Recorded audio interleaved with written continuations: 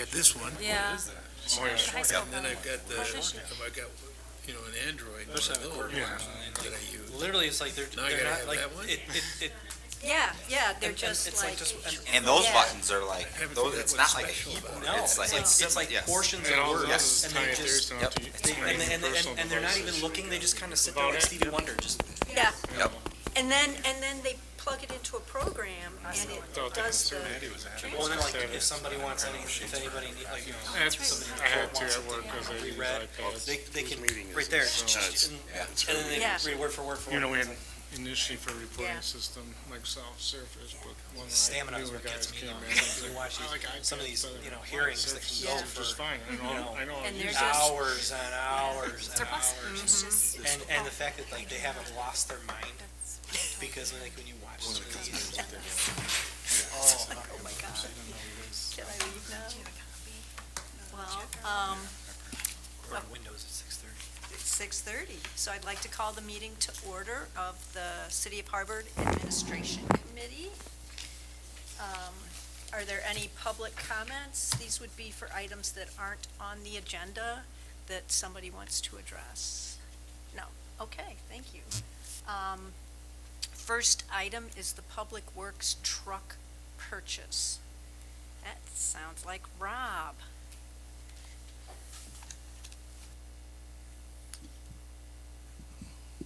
All right. So we're in a little bit of a unique situation. The memo describes a lot of it, but basically right now the going rate for a standard single axle dump truck is about $265,000. We do not have enough money to purchase that. We didn't budget that. Initially, I looked into maybe doing something a little alternative. There's a couple municipalities and counties around here that use a really aggressive replacement schedule. There was one county in Wisconsin that used a replacement schedule once every 9 years. So even their oldest truck is newer than our newest truck. Right now, Public Works, our newest CDL dump truck is a 2008. So we are working with aged equipment, and with a single mechanic, it's really tough to keep up at times. John's done a great job over the years, but we are a failure away from having to pour significant money into one of these vehicles that isn't worth much. I know last year we did a repair of approximately $10,000 to one of these units, and if it's sold at auction, it might go for $10,000 or $15,000. So that being said, we were looking at picking up possibly one of the auction trucks. Johnny and I went up to the seller, and we looked at a few of them. They looked great. They were selling for about $50,000, and then the night we went to bid on it, it sold for $70,000. So going back to the drawing board, there are some other options. Right now, if you were to try to purchase a brand new Peterbilt Mack standard size dump truck, the least amount of time you will wait is 18 months. So that's 18 months to just get the truck, and then you'll probably be talking another year to get the equipment put on it with the slotting that they have. We were very fortunate that a salesperson came by and was talking about sort of some of the availability they have, and one of the things that they had available was currently Mack has a medium duty, so this is somewhere between an F550 and a full-size dump truck, and it has a Cummins engine, Allison transmission. There's actually 1 or 2 slots available that would see delivery of the truck to the manufacturer or to the bodybuilder in October. Once that's done, it's about 180 days plus out from having the body built, but unfortunately this does exceed what was budgeted for this budget year. So right now I got a price today. The chassis as it sits right now delivered to them at this time, this can change before it gets delivered, is $110,000. So this would be through the Sourcewell contract, which is formerly the NJPA, which is a nationally sourced contract. So this is all pre-bid stuff. But basically, what I would be looking to do would be to split out the truck and chassis, pay for the chassis this year, and then pay for the body build out of next year's budget. That being said, the $210,000 that I have here as a figure is already $226,000, and that's just the change that's happened since then. So, In a week? these are very fluid numbers. The original estimate I have is like 209 and change for the quote that they were advertising, and I just sent her an email back today, and I said, what happened to that? And she's like, that's how volatile the market is right now. So she was gonna get back to her boss and talk to them about sort of what price guarantee. Basically, once the chassis is delivered, they can lock down what the body upfit cost will be, but the chassis, the actual truck itself is so hard to nail down right now with supply chain issues and everything like that. So this would fit a need in Public Works. Currently, Public Works has one truck that doesn't have a salter on it, and that's what we plow with. So there's a dump truck that doesn't have the capability to spread, and they've been using that, and then somebody else would go back and spread the route. Having this, even if it was a mid-size, this could fill a really good niche for us. You know, newer trucks are starting to get monstrous. So trying out one of these sort of mid-range trucks might be a good opportunity to, you know, find something maybe a little more cost-effective, because if we can get one of these, you know, if we replace our trucks with these moving forward, and we can get these for 220 or 230, well, it's not a giant savings. It's a little bit more palatable than 270 or 280 by that point. Now, Rob, it says here that, says this is not a direct replacement for one of our heavy-duty dumps. Correct. So this would be. So is that, but do we need to replace a heavy-duty dump? Yes, we have two that are sort of on injured reserve. There's one dump truck at Public Works right now that basically they only use it to store the cold patch in, and the only time it starts is when they have to dump the truck. So that truck is wholly underutilized. That doesn't need to be like that. So that would be the one that I would sort of. That would be the one that I'd be looking to phase out. It's an older Ford F800. It's a stick shift. It's a really cool truck. You know, if we brought it out to a car show, you know, everybody would be all over it. You know, it's not often that you bring out the antiques, but that's definitely something that needs to go. So we're still, at some point, going to have to get the 280 or whatever $1,000 truck. Yeah, we're like 3.5 years from getting that, depending on Yeah. how quickly they can get it. So Right, right, yeah. Point right now. Yeah, but I'm just Yeah. thinking, you know, in terms of Yes. planning for budget Yeah. down the road. And it's so shaky right now with all these manufacturers. International has oversold their quota, so I think they're almost 2 years out, if not more, before they even deliver the truck. Peterbilt and Kenworth are both PACCAR. They're 18 months plus. So having the opportunity to get a Mack, there was a manufacturer that had availability of like a Ford F750, but those have really, you know, that's a complicated V8 turbo diesel, and you know, that's the joke on those is, you know, you could pour 2 gallons of water in the engine bay and nothing would hit the ground, because there's just so many nooks and crannies for it to, you know, disappear into. So when this opportunity for the Mack came up with a Cummins engine, which is just a straight 6-cylinder engine, they're usually very, very easy to work on. They're majorly serviceable in most places, and an Allison transmission. So it's that mid-sized truck that would get us a 10-foot dump and you know, the ability to spread and the ability to have some of this flexibility. And maybe it works out better that we start replacing them with this. I wish I had a little bit heavier duty front axle, but this was something that I'd like to definitely consider. And because it would be splitting out payment and shifting over a little bit of burden into next year, that's why I want to bring it before Administration Committee. Any other questions from the committee? I think it's a good idea, especially with the power plant that's offered on it. That's a very, very solid industry engine and transmission that will, I mean, when the terminology would say it's as close to bulletproof as it gets. Okay. So there's really nothing more than that. Let's hope so. Well, yeah. So for clarification, Rob, today, or for this fiscal year, you're gonna do 110 out of the 150,000 we budgeted for the dump truck, and then as of your price today, that leaves 116 you're gonna be looking for next fiscal year.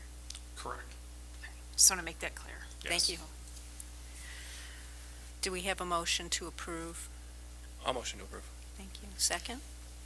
I'll second. Thank you. Any other comments, questions from the committee? No? All in favor? Aye. Aye. Opposed? Okay, motion passes. Thank you, Rob. Thank you.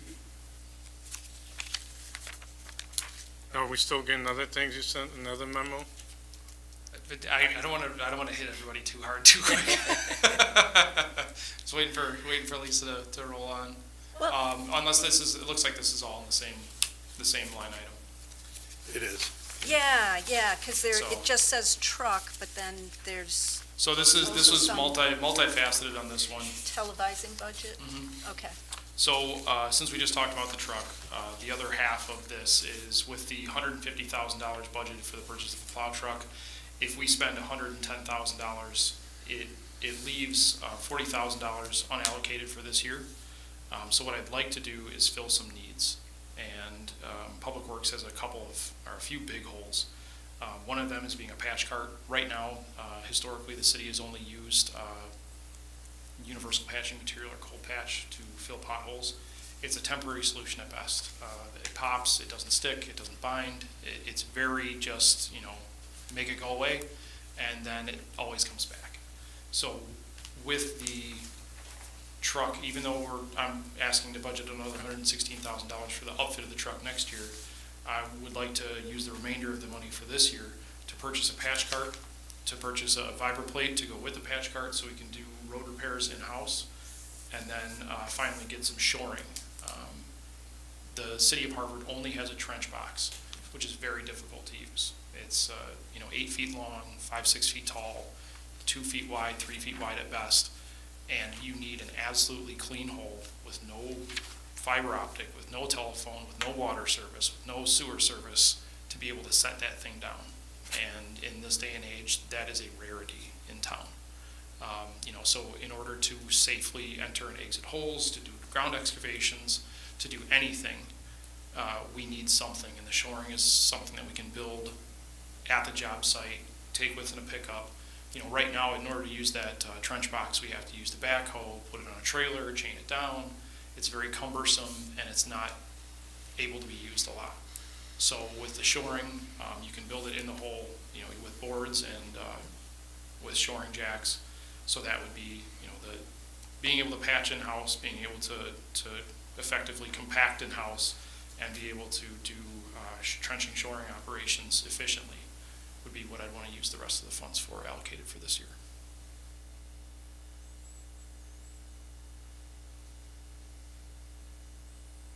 Any questions? A motion to approve. I think this is a good move because we have very, very few options for road repair between full replacement and cold patch. There's pretty much nothing in between. And obviously the cold patch is not working long term, especially the worse the roads get. So any investment that we can make into those mid-range repairs, I think is very wise. And I know they talked about that when we were doing interview processes. That was something that we wanted to hit. So if we can hit it this quickly into the tenure, let's do it. I have a quick question. 40,000, then you have the machine at 25, the compactor at 4, and the shoring at 7. That leaves you 4,000. Sorry, that might have been an error on my part. I just want to make sure because you have 9 here at the bottom. So, and then another question, Rob. Just while we're talking about your new equipment, because you weren't here when we did that budget, we had 20 towards 410 hoe parts, 4,500 to scan tools, and 3,000 to shoring already. Did we have 3,000 to shoring?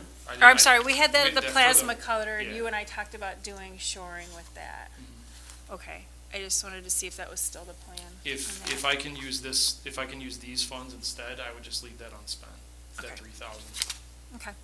I'm just trying to do it out of one bucket rather than trying to grab it out of a bunch. No, I get it. Yeah. Okay, I just wanted to make sure we were on the same page with that. Yes. Okay, thank you. How does this affect the work we contracted? So, with the skip patching? Yeah.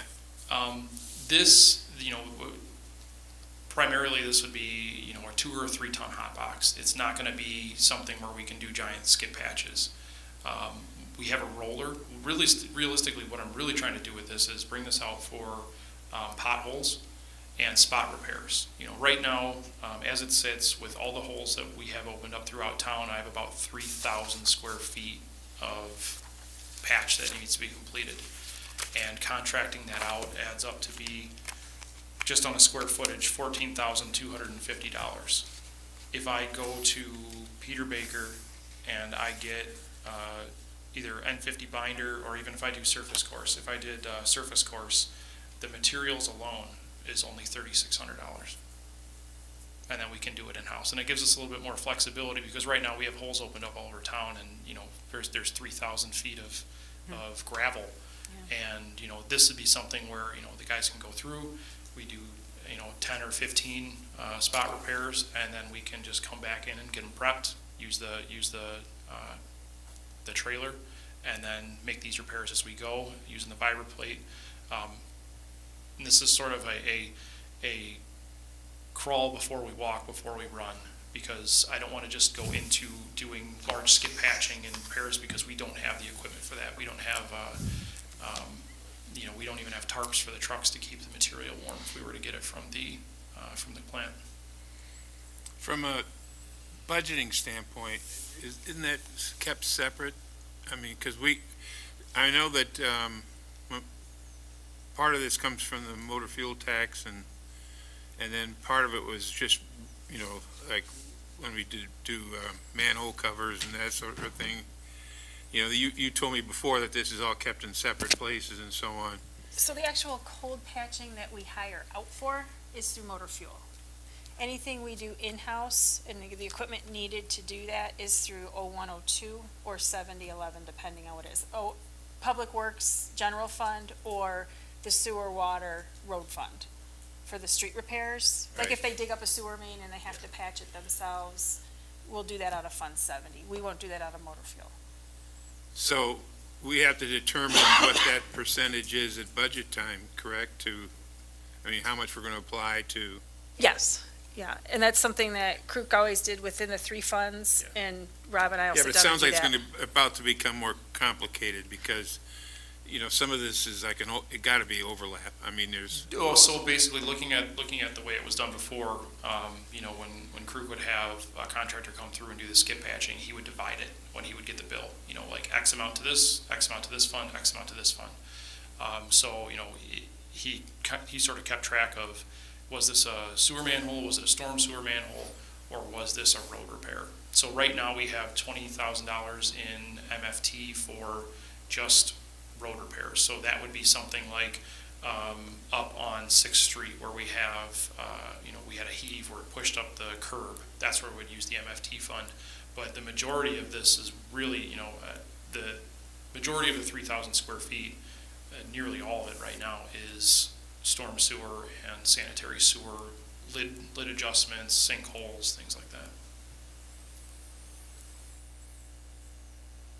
So when we plan our use of road funds, and what we're going to contract and what we're going to do in-house, we have to do that as part of that exercise? Yes. Okay. And that's based on the conditions of the roads or work that Rob would estimate he's got coming up next year. Things after he's had time to go around and inspect, you know, the different areas, what he wants to put on his to-do list, and then he would be able to divide it out from there. So like for this situation, because we don't have any, you know, we would budget money for patching material out of MFT, and then we have the patches that we contract out here and there. But hopefully, if this works out and we sort of get up to speed on it, the contracted patches would be less and less. It's just going to take time to get there. Okay. Which would free up funds in the MFT. Thank you. Any other questions? I have a question, Rob. Does our staff have the training to be able to accomplish this work? Yes. When it comes to when it comes to huge patches or skip patching like Schroeder's going to do, that requires a little bit more specialized equipment and some bigger items. Leveling it out, screeds, all that. We're talking about a 10 by 10 patch where. Yeah, typically where you had a collection basin that needs to be repaired, or a manhole cover, and there'll be a 5x5 section around that area that needs to be kind of patched.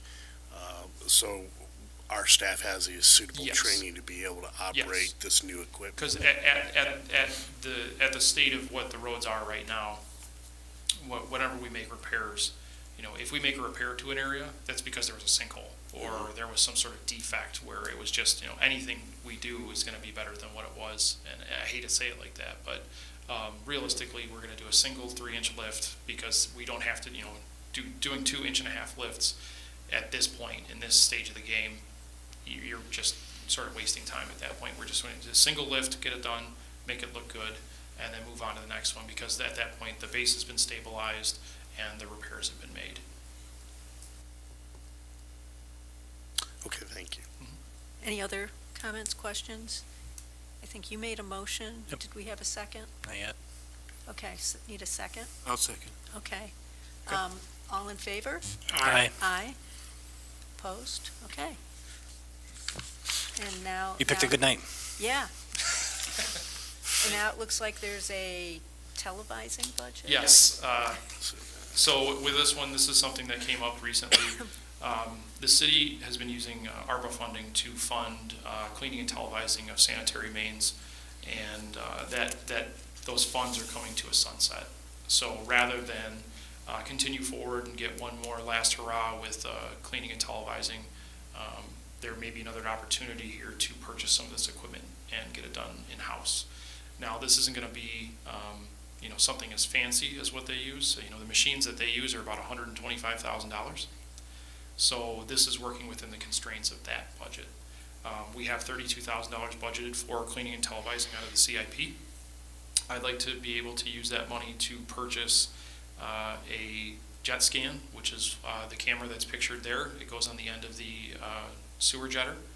And basically we can send that through and we can take a quick video of what the condition of the pipe is. This will tell us if there's any cracks, large intrusions, any problems, the condition of the pipe. It doesn't have anything that'll do like linear footage. It's not something that you can chase. It has a sonde on it, so you can see where it is in the pipe if it gets stuck or runs into an obstacle. But it does not have live video feed because there's no way to broadcast that feed to the surface from 8 feet below. So basically you send this through, you pull it out, you download it onto an iPad, and you'll be able to watch the video right there. So that said, we demoed that and another piece of equipment which is called a push camera. So it's a 330-foot camera that you just push in by hand.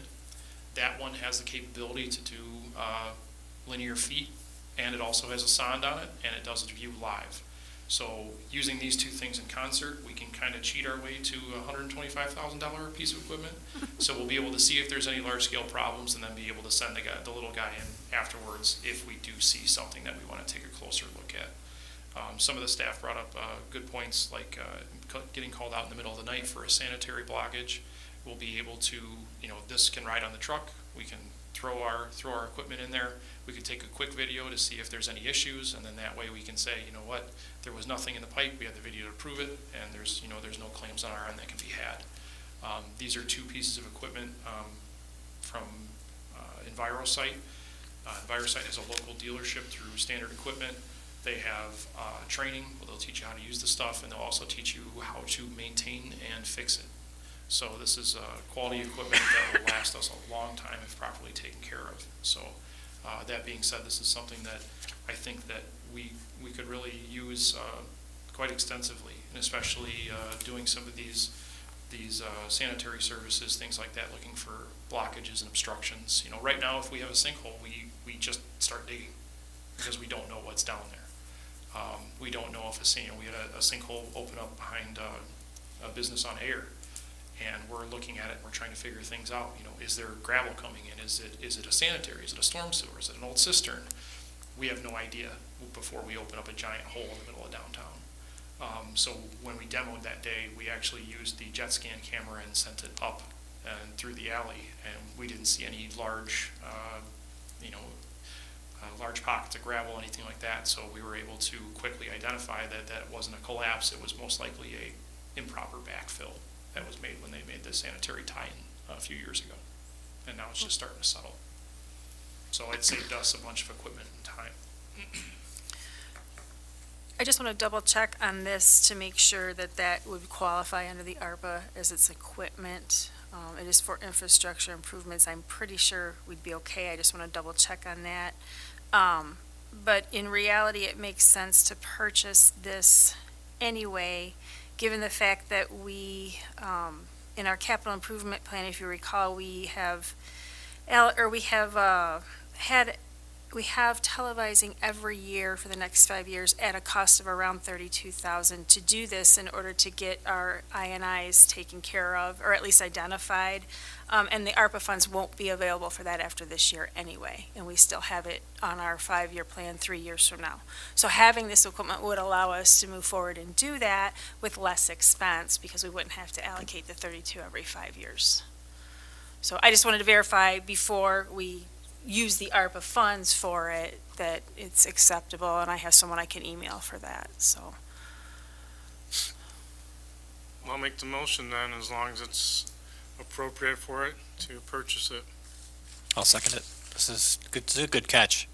I mean, this is the kind of stuff that we want to see, because like you said, we do televising every year, and, you know, that's a big thing we've pushed for, and Dave pushed for it, and Crook pushed for it, but like you said, it's gonna be one last hurrah, or we can make this money last for years through this. So this is a good catch. Thank you. Thank you. And this is, like I said, this isn't going to be, the level, but it goes from being a one-time thing to something that if we have a problem, we can take a look at it. Yeah. Start doing preventative maintenance. Cool. Any other comments or questions for Rob? Okay, all in favor? Aye. Aye. Opposed? Okay. Thank you. All everyone. approved, thank you. Okay, item number 4, pet dine request to make both sides of Dog's Way a no parking or fire zone. So we received a request from Pet Dine.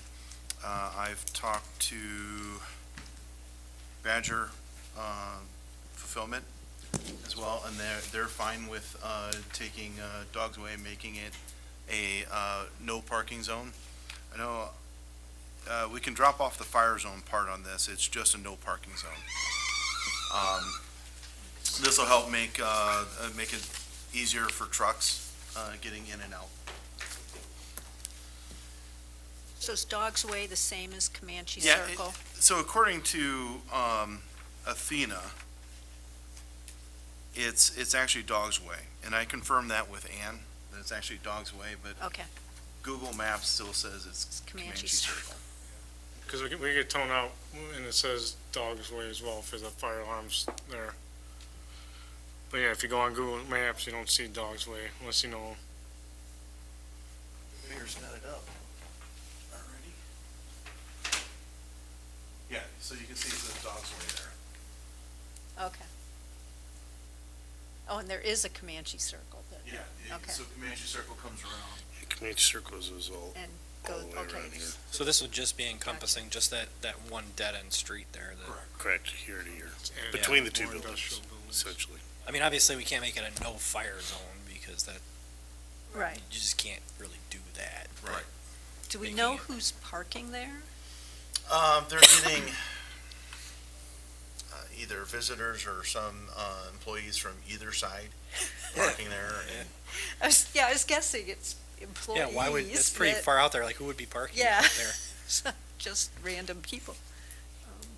I have no objection to making it a no parking zone. I mean, it's not a through street, and we don't need to use it for anything, and as long as it'd probably be easier for fire protection if it was a no parking zone, because then I have to worry about cars being in there if they have to get in there for something.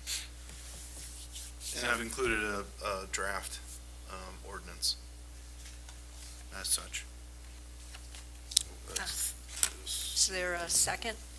to Dan's motion? Well, I didn't object, so I'll motion. Yeah. Oh, Approve, sorry. I didn't see it. I didn't hear Sorry. TJ's gonna be a stickler on that one. I'll motion to Okay. approve. that. I'll second. Any comments or questions? All in favor? Aye. Aye. Opposed? Okay. Okay, item number 5, amend section 25.06B1, beer garden certificate. I'm looking over, see if Donovan wants to jump in. So, as we're going through our ordinances, our code book, we're finding little things. This actually was brought up by, Bops. The question was, she can get a beer garden, but, people have to go inside the building in order to purchase, and only to come right back out. It is a segregated area. And this is for anybody who wants to put up a beer garden down the road. It just tweaks it so that it makes it accessible. This would be considered a permanent certificate or a temporary one? This would be a permanent. So it'd just be designating their patio area as a beer garden. Yeah, so you could put a beer garden out there. And Yeah. this would apply to any beer garden, Any approved right? beer garden. Yeah, any approved beer Yeah. garden. So we would still have to approve the beer, so it would still go before city council to approve it, like a liquor license or anything else? Indeed. Correct. But once it's issued, they have it, and it can't be, Correct. The change here just allows them to sell it in the beer garden. At the moment, they can only consume it. So Okay. they have to go inside to buy it and then come back out to the garden. So this they would be- allows so them they'd be able to to- sell it in. they'd be able to serve it Yes. instead of, interesting question, because we went out with a friend to Pops, and something was said about that, and I was like, I don't know why, I was like, just, you can't sit out there, and you have to come inside and go back out, and they're like, well, I don't want to sit out there with it, so it was an interesting, funny that we were addressing this, so yeah. No, I think it's a good idea. I think this is a quality of life improvement for our restaurants and bars in town, so. And obviously, not very many of them have the facilities to do this. It would only be certain ones. So I don't see a problem with it. I'll motion to approve as presented. I'll second. Comments or questions? All in favor? Aye. Aye. Okay. Opposed? Okay. Pops will be thrilled if we vote on this, so. Okay, now item number 6,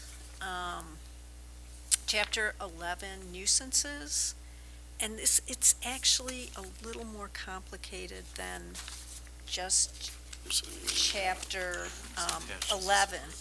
And this is why I wanted to bring it up, actually, is, so the people that contact me about, and it's a growing number of people that contact me, because, you know, some of the folks who work for the city, when they're complaining about something, they'll say, well, you need to talk to the chair of the admin committee. So that's happening now that I'm in for another term. Then that's fine. But one of the things, the one area that I get a lot of complaints on is noise. And when I looked again at nuisances for noise, then I was reminded that, oh, wait a minute, the mention of noise in the nuisance section is very brief. It just says, no, all loud and discordant noises or vibrations of any kind are prohibited. And actually, the section of the code where noises are addressed is section 27, which is the nuisances regarding health, peace, and safety, something like that. That's correct. Is that what it's called? Yeah. Anyway, and so just getting to the right place. But, so we've got a section of the nuisance code that is public nuisances affecting peace and safety. And then we've got chapter 27, which is offenses against public peace, safety, and morals. It's not health, it's morals. And, yeah, doesn't it? So anyway, so I when I reviewed that section again, so first of all, that kind of thing bothers me, that there isn't, like, maybe in chapter 11, there should be a reference to chapter 27, that's where the, to please refer to that in terms of the full noise section, because it's just like, really? That's all our noises? If somebody's looking at it and thinking of it in terms of nuisance. But the other thing that really, It's 11.05 yep, F, yes. subsection F. Yes, thank you. Yes, 1105F, page 7, and then it's noises, section 2704, which starts on page 3, and then goes on for a few pages. And this is, of course, we had the discussion a couple years ago about the permits. So, okay, so the complaint that I get, and I get it from not just people in my ward,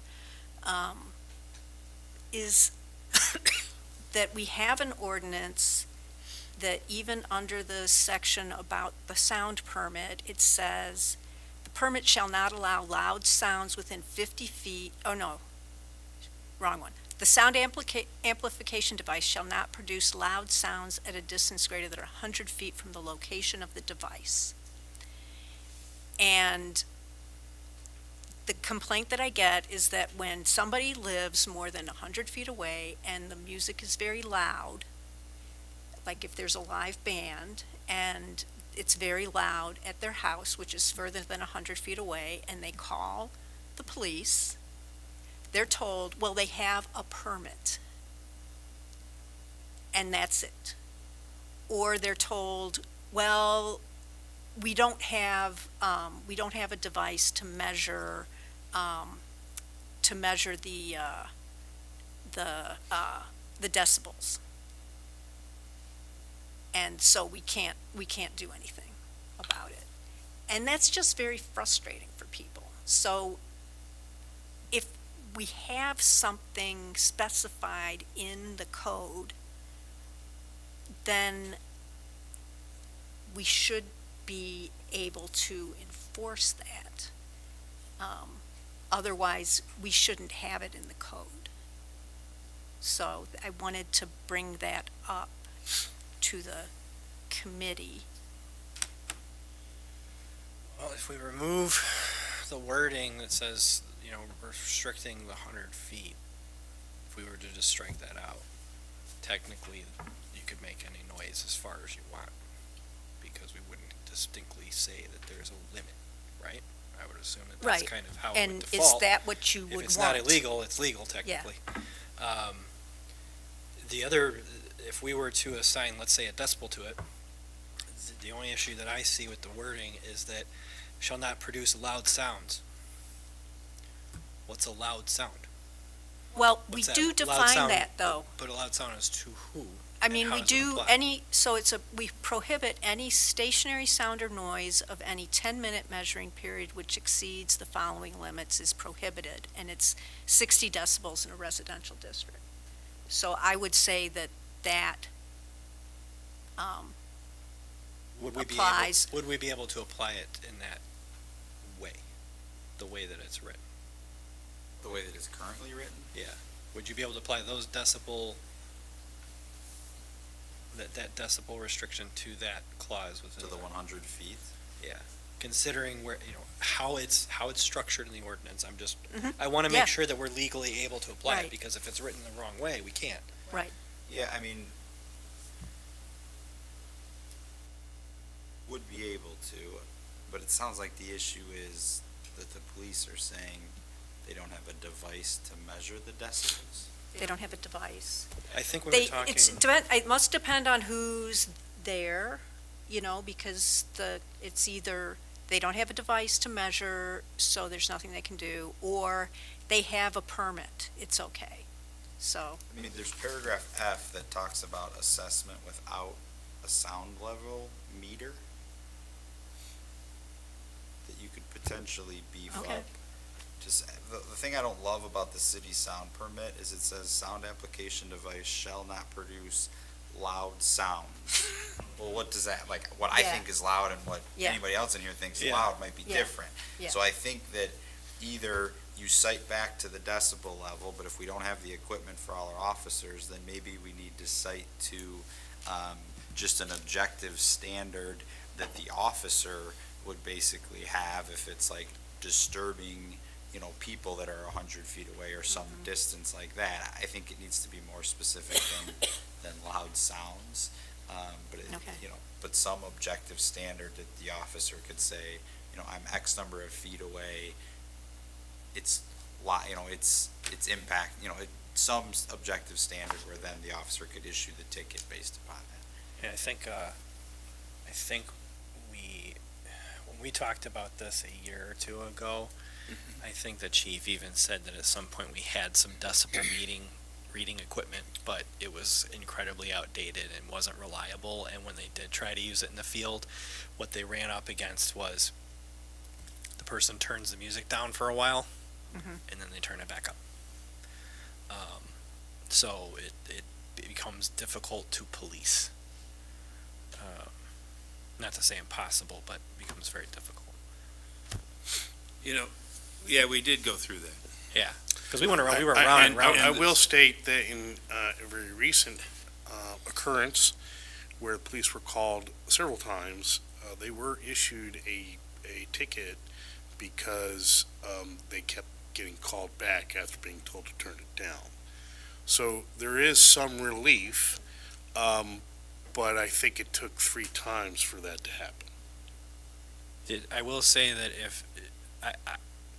my thought would be that if we put something into the verbiage that if there is a disturbance that requires multiple police, involvement or something like that. That becomes subjective because the neighbor who is complaining can just simply complain at any decibel level. And that's- So and that's- there's no, That's the other side of it too, is I was gonna say, is like, if we put something in there that disturbs a neighbor or something like that. Case in point, a business was literally drummed out of town in West Chicago because the city used an ordinance that was written in that way for noise disturbance, for complaining. And I happen to personally know the people that were involved, that were the victims of this, and what it ended up being is, through a FOIA request, they had to get the complaints from the city, and the city tried to fight it.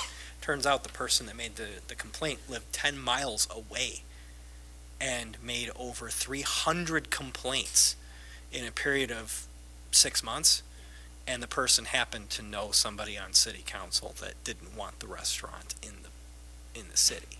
So they used that as a way to, they abused it.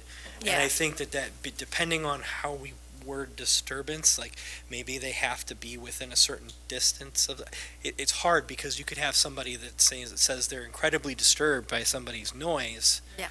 And they're 12 blocks away. They just Right. don't like the person and they become a problem. Yeah, I mean, if you look at, and I don't have it in front of me, but like the disorderly conduct section generally talks about, disturbs the peace to an objectively reasonable person. So you could do like, and again, I don't love loud sounds, but like, permits, excess noise, that you could say disturbs the peace, or, something along those lines to a reasonable person. And then it would be, if we go to trial on an issue like that, the police officer would have to come in and testify and basically say, yeah, I was at the neighbor's house who was complaining, and for the 15 minutes that I sat there, it was excessive noise, that inhibited my ability to sit there and just, think or talk, my ability to have a conversation. So some standard like that we can then point to, I think would be the way that you, give the officer the ability to issue a ticket after assessing it, making sure it isn't the situation you kind of described where I don't like my neighbor, so the second they're making a noise, I'm gonna call the police. I think, when we went through that, and the way you described it, TJ, is how they operate now, pretty much. I mean, they do go on these calls. They make the best assessment they can. And if they come back and they don't hear it, or sometimes they don't hear it when they're there the first time, for whatever reason. But, I don't think you can do much more than that. Even if you've got a good meter, those things are notoriously inaccurate because of background noise and that sort of thing. Somebody could be screaming at the top of their lungs in a yard, and it could be under 60 decibels, 100 feet away. But it's still screaming, isn't it? So the people, they interpret it as being loud, even though it's probably within the decimal. To your point, the restaurant that I referenced was on 59. The trucks that drive down 59, the ambient traffic on 59 exceeds 60 decibels 24 hours a day. So whatever noise the restaurant was generating was less than what the road makes all the time. So it was impossible to take a decibel reading. So that's another point, is where you're at. If there's ambient noise, you can't guarantee that what you're metering is the noise that's being generated that you're specifically focusing on. There's no way to isolate it. So I'd like to make a motion that we do remove the, what was it, the part that, loud noise, and leave the rest alone and put in the reasonable person language, and leave it at that. And like I say, I don't think it'll affect the police very much, because it's pretty much what they do now. Oh, I agree. I mean, it's subjective. Yeah. All of it's subjective. And I still think that the permit thing is a good idea, and I think in most cases it's used, and it limits the number of times that they can have, parties and so on with. Yeah. So Well, I if you have think somebody that, if you have somebody who's a routine nuisance too. I think that's a you good can- policy that we have, and those two minor changes should help. Yeah. So I move that we make those changes. Second? Alderman, so just to be clear for the record, this is chapter 27.04 E2 that you want this statement changed. So it would be changing, E2, the sound amplification device shall not produce, right now it says loud sounds. We also have to do 3 then, because it has loud sounds in that. I guess is there Shall a not, better verbiage to use? That's where you put the reasonable shall not produce, person language. so you leave the loud sounds that would be considered loud by a reasonable person? Yes. TJ, does that? Yeah, I mean, I think you'd say the sound application device shall not produce loud sounds or noise,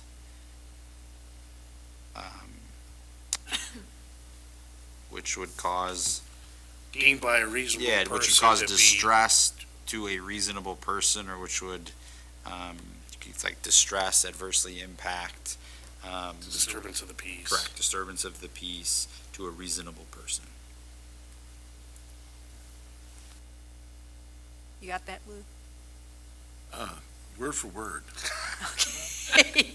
Not the recorder does, right? Would it make sense for us to, and I'm not saying no to the motion, but it would make more sense to direct Lou to draft the proposed change to the ordinance, and then we revisit it and confirm? We have Just to so do that that anyway, don't just we? so we know that we have the. It would verbiage. have to go to city council to approve the Yeah. final change anyways. Yeah.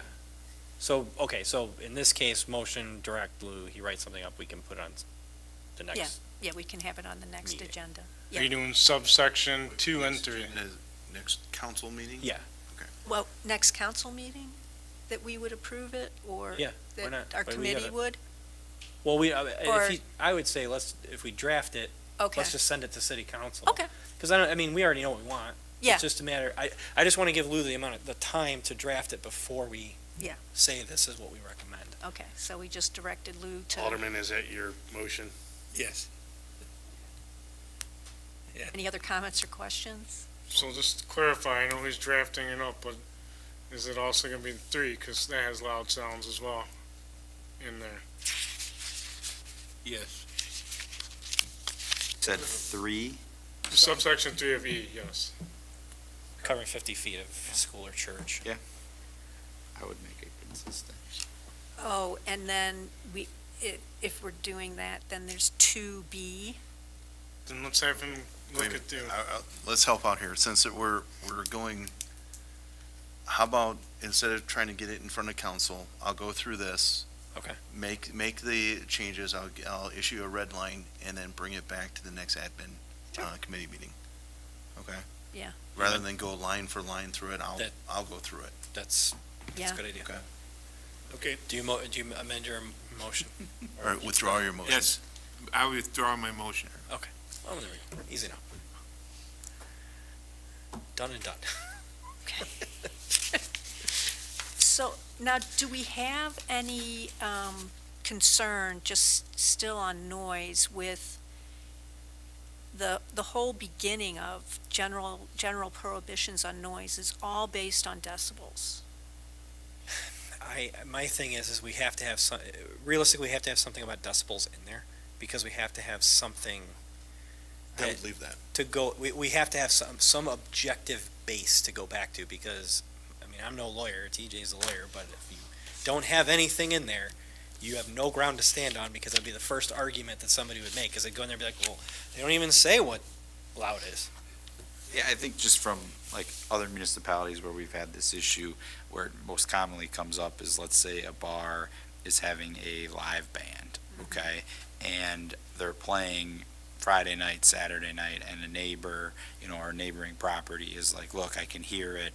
That's where having that equipment, or even if there's only 1 or 2 in the department, where you can potentially measure it, where you're gonna be, dealing with somebody that's really gonna fight you on it, because it's gonna impact their business. It is nice to have that objective, standard that you can fall back on to say, not only do we think you're violating it under basically our interpretation of the objective standard, but now we also have the objective numbers that say you're violating it. Okay, makes sense, thank you. Okay, thank you. So, my second issue in the nuisance section, and this is, again, has a cross reference, this time with the UDO, is lighting. Yeah, you knew I was gonna go there, didn't you?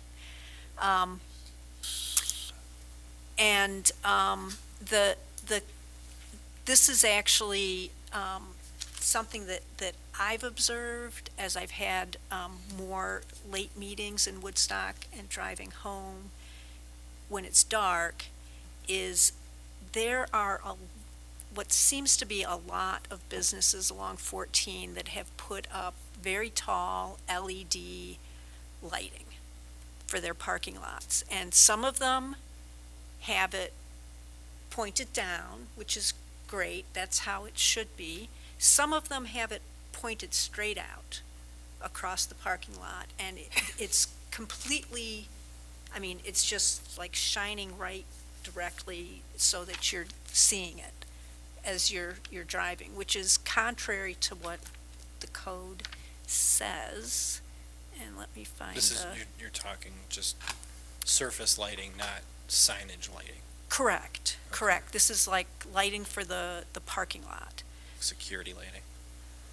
Yeah, that Okay. they might say is security lighting, but Any- but the ordinance is very clear, and there's a reference to lighting in nuisances, but that's really dealing with residential. Uh-huh. In, I think it's section 9 of the UDO, 9.2, It is, yes, UDO 9.2. It specifically calls for cutoff lighting.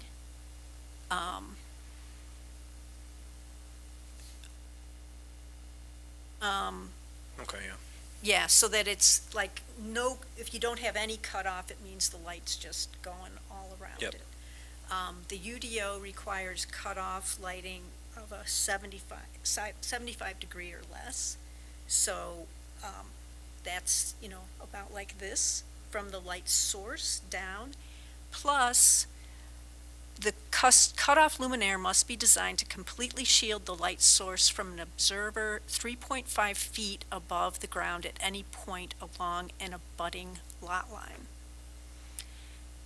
And the maximum height is 20 feet. And some of these, I'm not sure if they're more than 20 feet. But anyway, it just seems like we've got the Wild West of lighting on 14 right now. And if they've been replacing older lights with LEDs, whatever they might have had grandfathered from before the UDO, if they were grandfathered, it's not once you replace it. So I just want to bring this up because, again, we have this in the code, and clearly we're not doing anything to enforce it. My suspicion is that in order to enforce it, code enforcement would need to observe it happening, and that happens after working hours. Well, although they could just observe lights on very tall poles pointed this way, clearly with no cutoff device, no even any effort to point the light down, and clearly if you're standing at the lot line or even at the curb or frankly even across the street and you can see that panel, that light panel, it's in violation of the code. Are there, these are specific, like specific properties that have There are this? some, but there are many.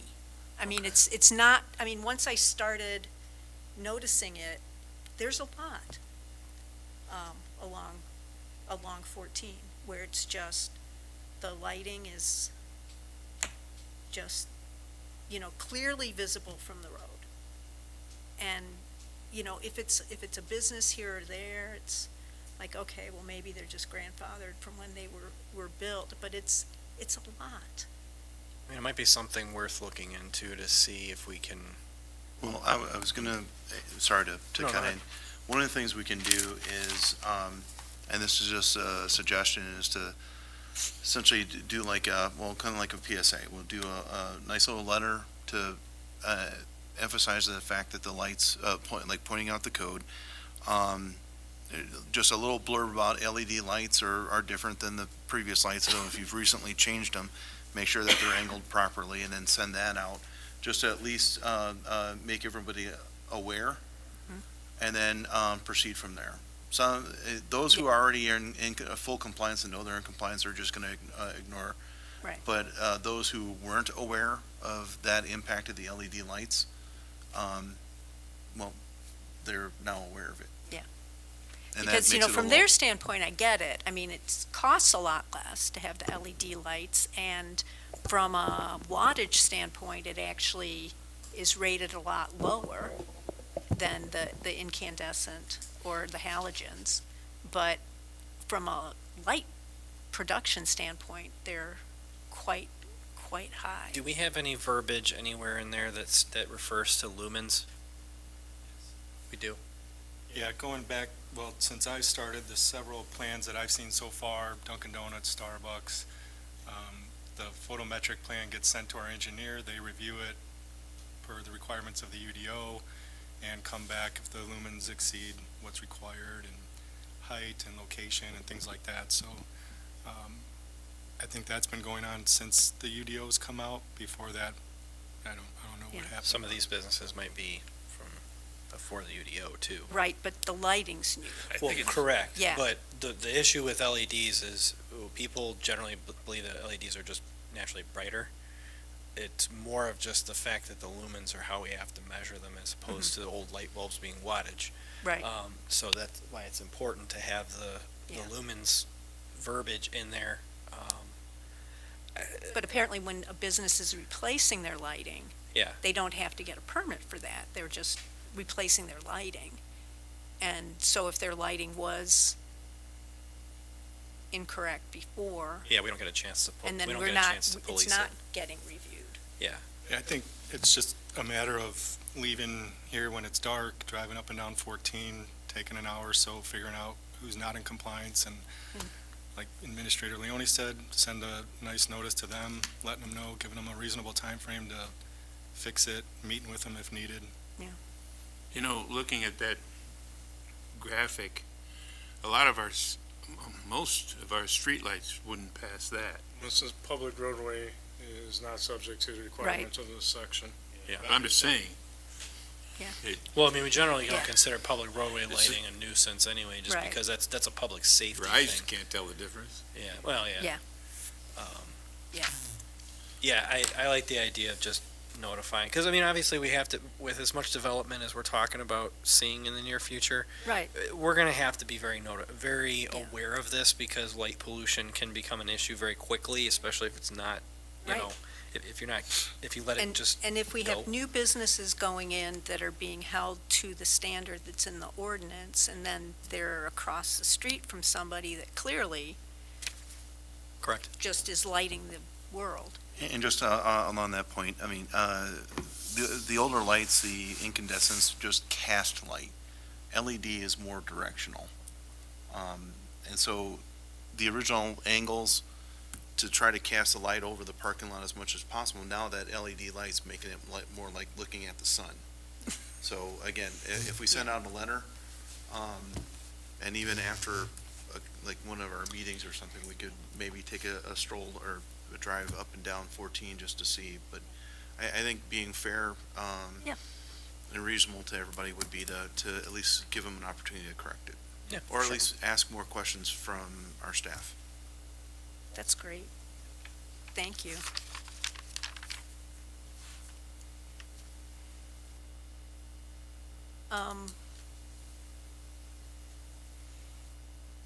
So I'm just going to bring up one more thing that's actually not in the nuisance chapter and not for us to discuss tonight. We can discuss it at a future meeting, but, and I talked to Lou about this morning, is in our building code section 19, chapter 19, we have a whole big section on the inspection of dwellings, in particular multifamily dwellings. There's several pages of verbiage in there, and I don't know when the council passed that, it was a while ago, but that actually talks about inspecting multifamily units every 5 years, and specific standards that they're supposed to meet, and I'm pretty sure we don't do that. My understanding is that was put on hold when COVID hit. I think it'd be important to have City Attorney Clifton look at that to make sure we're allowed to do that. I don't know if it was just common areas we were inspecting, or if we were inspecting units before a new tenant moved in, which is how it was in my previous place. But I think Zukowski, Roger Flood, and McCardle did this for Woodstock, prepared a memo on whether it was permitted I or not. remember when they did that, yeah. So, but we can table that for. What is the ask? Do you want to discontinue it, or do you want? No, it's one of these things, we have it on our So books, and I do know staffing was doing these things. We have inspection reports that were being conducted every 5 years, and I think the only time where it's been paused was during COVID. Okay. I do not know the current status, and perhaps Donovan can update us, but it's not something that we haven't done. Certainly in my term, we've done lots of these inspections. Okay, of every rental unit, and we know where they all, any multifamily? Mhm. So any home that has 3 apartments, 3 families Correct. living in it? Both conforming and non-conforming. And we know where they all are? We do. Okay. How do we know that? I don't know the answer to Oh. that. Okay. I just Is know there that some we've done, registration for? we've done tons of them, including even the mobile homes park that's on Northfield. Well, now that staff's aware of this, we can Yeah. talk with our city attorney, make sure that we're not violating any lingering COVID or pandemic-related issue, and proceed with, or go back to business as Well, usual, or prior. 19, yeah. 19.13. Yeah, and frankly, to make sure that we are, because I think that's been on the code for a while, for probably close to 20 years. And to make sure that, given current laws and whatnot, that we've got the right language in there, in terms of what we're looking at, what we're documenting, and how we're enforcing What's that. the last update without looking, that's for the life safety for code for the building, multifamilies was the last one. When was, I'm asking staff. When was what version are we using, life safety code for 101? I don't know off the top of my head. Because that's what the code you go after as well, Lisa, is not you have to adopt the code yeah, to that standard, to enforce that standard. well, and So whatever that's, standard we're at, that's what they're Yeah. gonna be enforcing. And just before we, just to And- help out everybody, one of the things that is slated to happen later this year, and it should be kicking off next month, is an overhaul of the code book. And that goes for the building codes and so on, to make sure that we're using the most current ones. So I just want to make sure everyone's aware that that's something that we're already slated to do as part of our strategic visioning, along with our strategic visioning and our comprehensive plan. So before we go deeper into it, yeah, I'll get you the answer as far as that, but I was just letting her know that Well- Yeah. it depends on what Right. version we're at, that's what they can go but for. what's referenced, what's talked about in here are very specific things. Right. I that don't have it we're in front of me, supposed to so be I can't looking read at. it all right now. Habitable rooms, light fixtures, extension cords, space heaters. You have to get permission to go on those per the law. Right, right. just it, yeah. So anyway, But that is slated to occur, and like I said, or mentioned before, if once TJ is Residential. confirmed that we can proceed with going back to at least the current code, then we'll get back to doing it. It's just harder to do residential than it is Right. commercial and all, Yeah. and all that, right, per the exactly. laws. Oh, yeah. Constitution's Absolutely. pretty clear on that. Mm-hmm.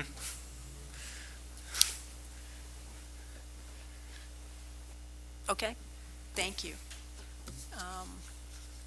Okay, surplus property declaration.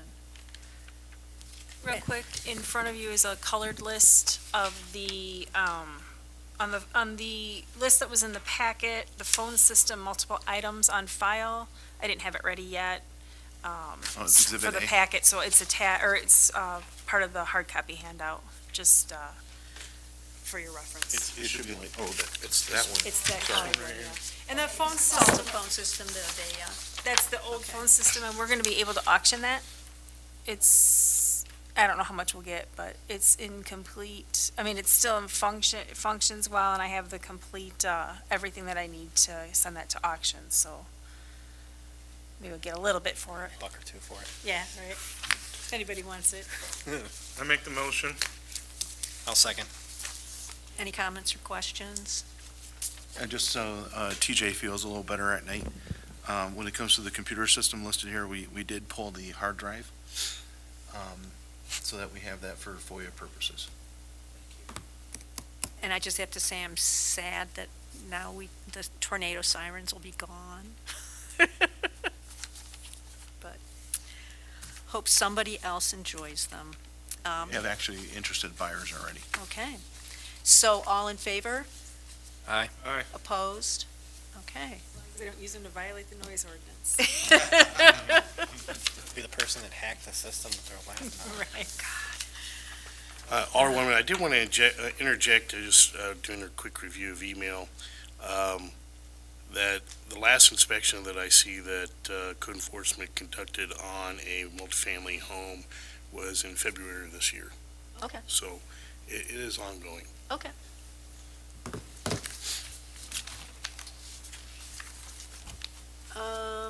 Police pension tax levy amount. Deb. Okay, I'll try to be brief and not bore you too much. The Police Pension Board employs the services of Lauterbach and Amen as well, their pension side of the auditing firm. And every year they do a GASB 6768 report, which tells the recommended funding that the pension needs ongoing to meet its obligation. As you recall, we did a pension bond last year and we pre-funded the police pension quite a bit, extensively actually. So when we did the budget this year, it was kind of a shot in the dark on how much we would need to allocate towards the actual pension fund. We levied $700,000, roughly $500,000 of that we needed to allocate towards paying the bond back for the $5 million that we pre-funded. And that left an amount of $201,015 that we allocated towards funding the police pension this year. When the actuarial came through, we got the draft last month, at the end of last month. It hasn't been final approved yet by the board because they won't meet again until October. But the draft has been reviewed by me as well as the pension board attorney, and we're satisfied with it. If you look on the second page, following the memo, you'll see the second and the third page, you'll see two different contribution reports from the actuarial that Lauterbach and Amen prepares. The first one is their recommended contribution, which is always very high and has historically been.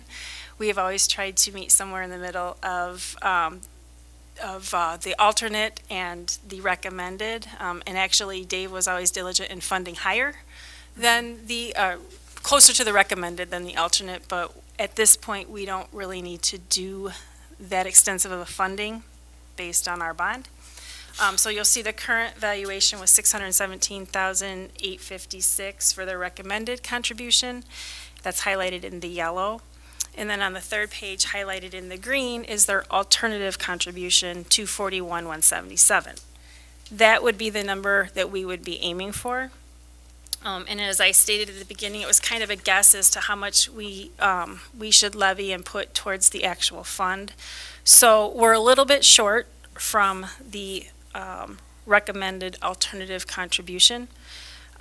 Although the fund has been well-funded in the past year, I would recommend that we try to meet the current valuation just for practical purposes in keeping the fund moving forward in the future as far as meeting those obligations.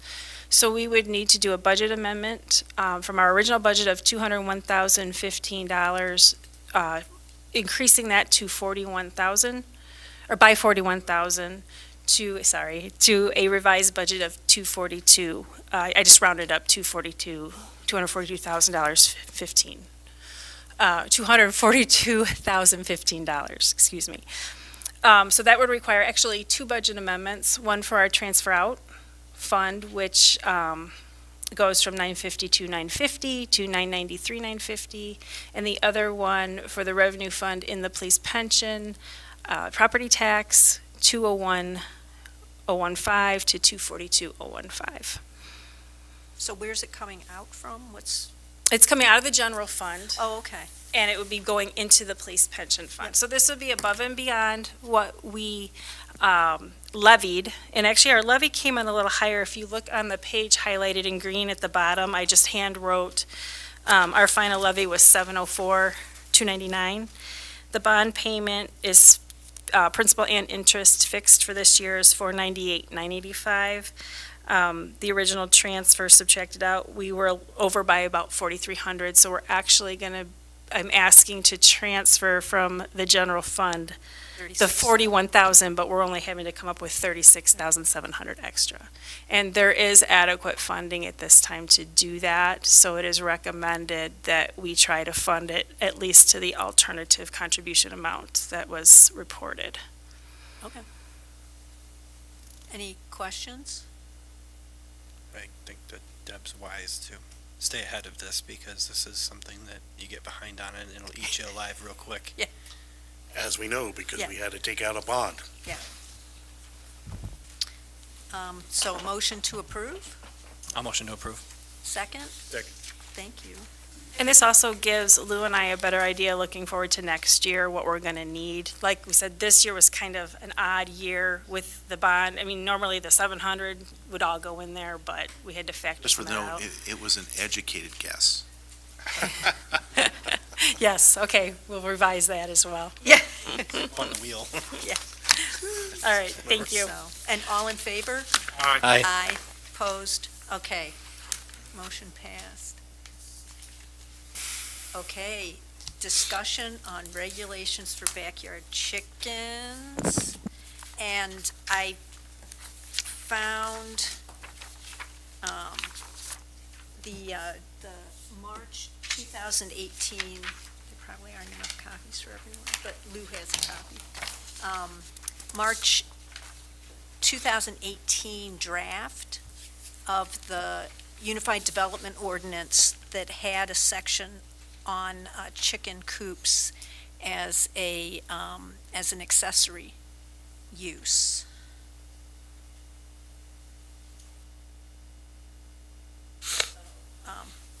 Anyway, and then the city staff did some research that folks should have on other municipalities that have or do not have allow for chickens, and if they do, what they allow. Like, I thought it was interesting that in Hebron, there's a maximum of 50 that can have chickens. Hebron's Hebron. I Leave know. it at that. I know. Hebron's Hebron. They I can't know. split, you know, explain. And then in Spring Grove, there's a permit fee. And Fox Lake, no more than 4 hens unless you have an acre or more. So I'd like to open the discussion to the committee members. Say a lot more no's than yeses.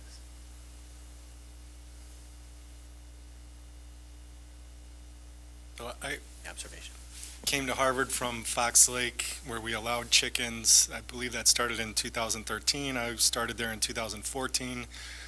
We had one complaint in the 9 years that I was there, and that was for someone that accidentally raised a A rooster? rooster.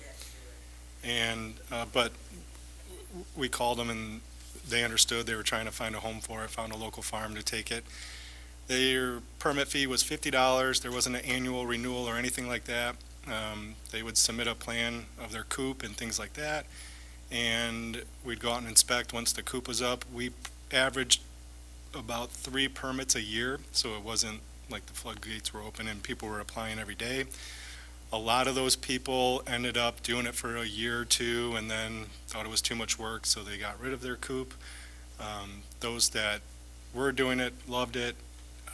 We never got complaints that it drew in mice or rats or rodents or anything like that. And those that were concerned about that We would ask them if they had bird feeders in their yard, which would also attract the same. So coming from a municipality where it works, there was no size requirements for lots or anything like that, but coming from a municipality where it works, it was easily manageable and worked out very well. So. Thank you.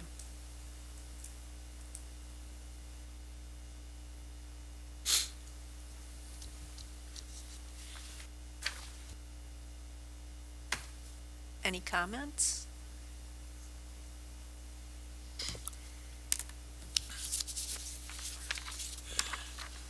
I don't know where I am on this, being a city boy. I really don't. I remember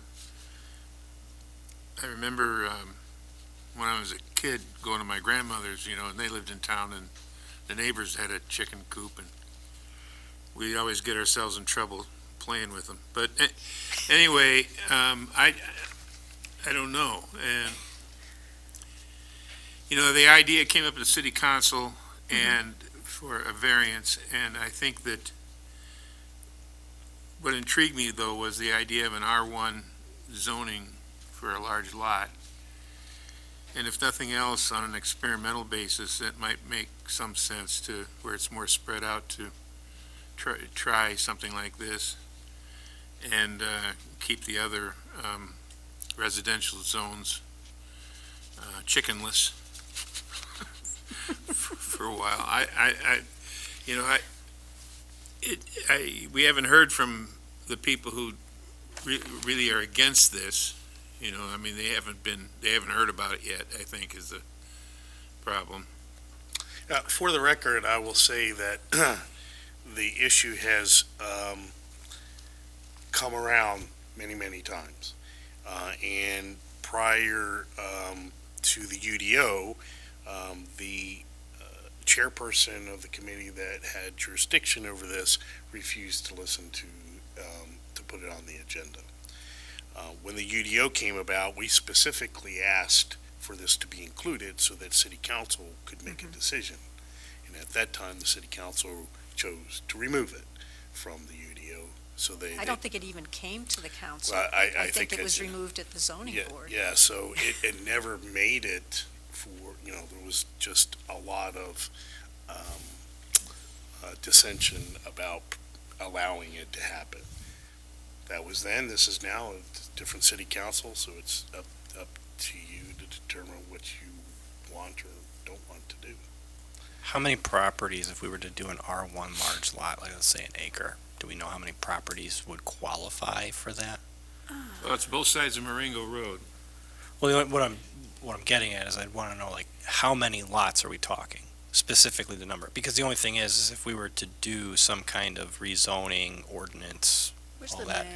If we're doing it for, and again, just playing devil's advocate, if we're doing this for a half dozen properties, It's more than that. it would serve to wonder what, well, again, it also depends on which properties, what their actual lots are. And how big we say, an acre, acre and a half, whatever. There's a fair amount of R1. Yeah, there is. So it's more than just Marengo Road. Developed. Well, yeah, some of it isn't, some of it's not The ones in Milky Way developed. Parks won't even be developed that way. The other So thing that anything changed. the other thing becomes an issue is, okay, we zone the R1. What happens when you have, and what happens when you have people that are in R2? I think I just said. Well, I'm saying if you do it, What?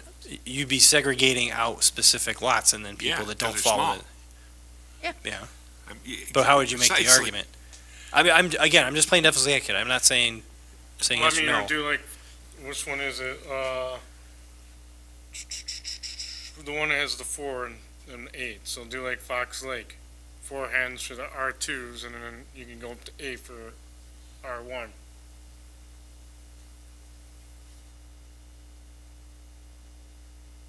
The other thing you could do is something very similar to that, is just simply limit it, period. Like, 4 hens, no roosters, in the R1, and then, if it's going well, and then maybe phase it into R2 or something like that. So, you can, and this can be like on a provisional basis, just to see, well, if there's interest. How would we manage it? Probably no differently than we do code enforcement. Well, I'm just circling back to the nuisance. We have a lot of people complaining about, we have a lot of people with issues with various nuisances from. Probably none of the chicks go louder than 60 decibels. Well, I was reassured by Donovan's comments about his experience 9 years in Fox Lake with this on the books.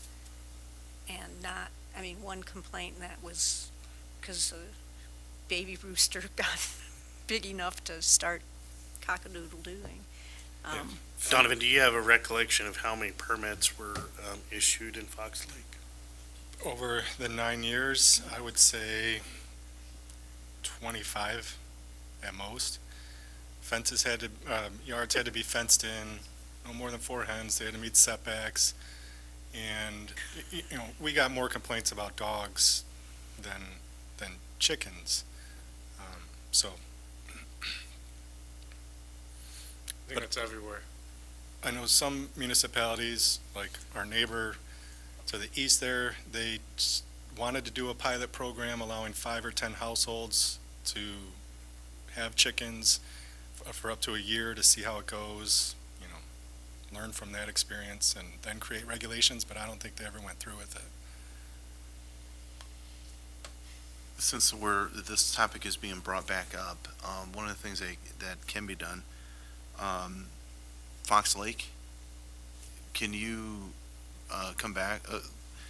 I guess what I'm trying to say is the way it's written right now needs to be tweaked anyway, so that there's more, better guidelines, and maybe we can come back with a draft.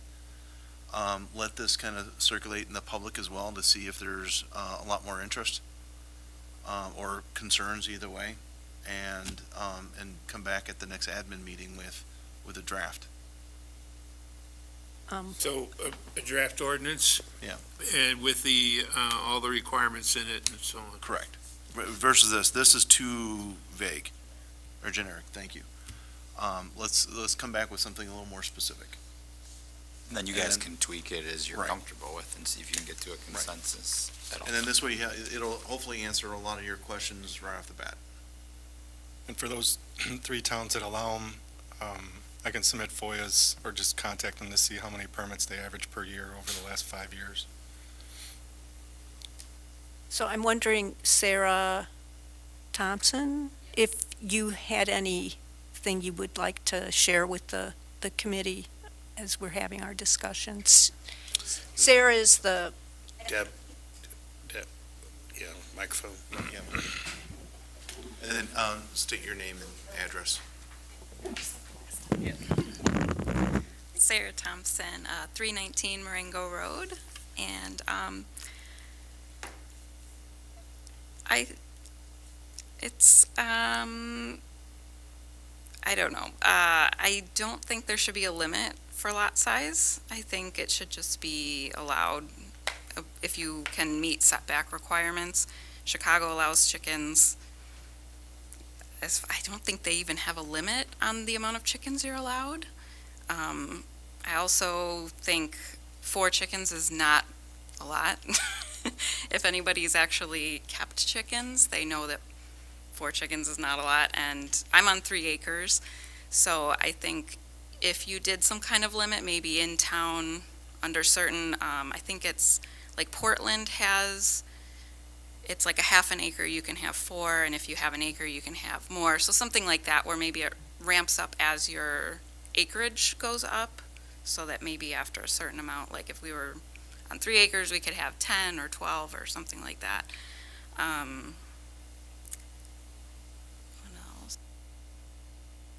mean, a lot of the other stuff I think is good. Like the 10 feet from the lot line seemed pretty in line with a lot of the other like cities ordinances that I've looked at.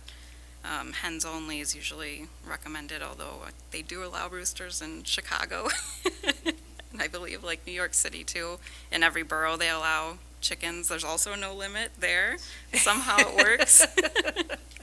They have, they do have very hefty fines if people violate it, so I don't know if that helps keep people in compliance with the ordinances. Because I think in New York it can go up to like $2,000, so people are very good about not not letting things fall into disrepair. I think the biggest thing, people tend to think chickens are going to be dirty or bring pests in, and if they're following the ordinances that you guys set, that they have to be kept clean and the food needs to be stored. I don't think there's anything in here about storage of food. I've seen other ones where they mention having it in like a metal container with a lid, just so that it keeps rodents out and things like that. And maybe stuff about enclosures. I don't know if it really mentions much about the enclosures for the chickens' well-being, like with climate control, and sometimes there's stuff about fences being like a foot down so things can't burrow under, but yeah. So Donovan, you taking notes? And would you mind reaching out to Donovan, or Donovan, can you? Yeah, I give have her his Okay, yeah. so that this way, we've got some input, with someone with a little more experience in this area, towards drafting one for here. Okay, cool. Okay. Sounds good. Thanks. Thanks, Sarah. Thank you. I'm just a neighbor.